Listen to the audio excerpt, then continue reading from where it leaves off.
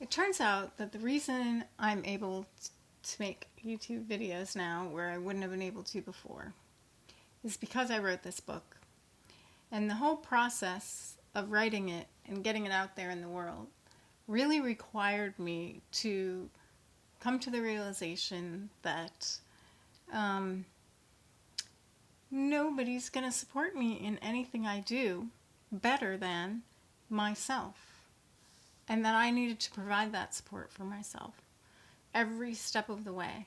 Because not only did I not get support, mostly, but I also got weirdness. And very early on in the process, I decided not to share any of it with anybody. I did also actually share it with people I had to share it with, who were part of the process, plus my upstairs neighbor, who kind of put me through the ringer, but that was very beneficial for me at that time. But, as I have said before, I thought I was birthing a book, but the book birthed me. And the reason it did is because I had to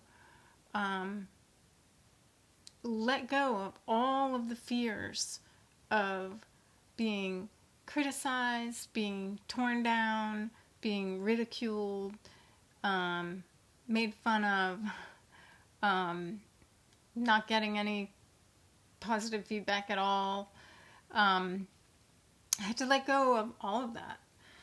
And it was hugely beneficial for me.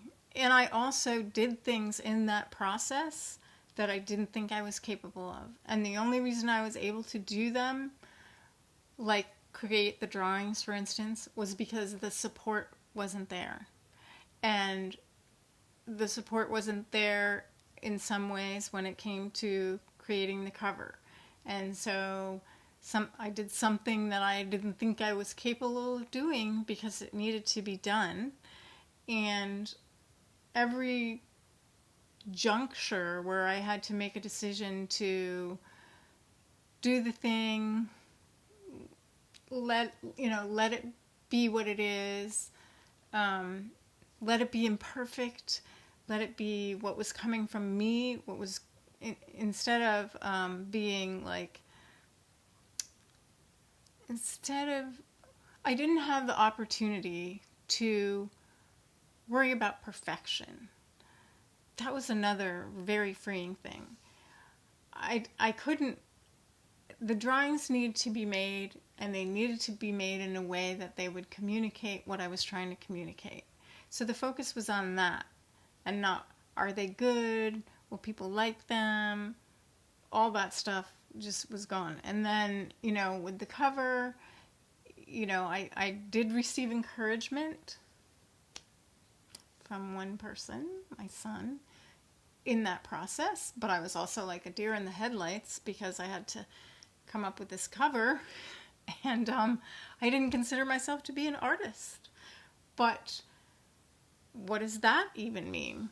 So all throughout this process, then again, with no feedback and kind of not knowing where it was landing anywhere, I had to make the choice over and over and over and over again that I was in support of myself, that I had this drive and this passion to get this message out, that it mattered to me, and I knew it would matter to somebody else somewhere along the line.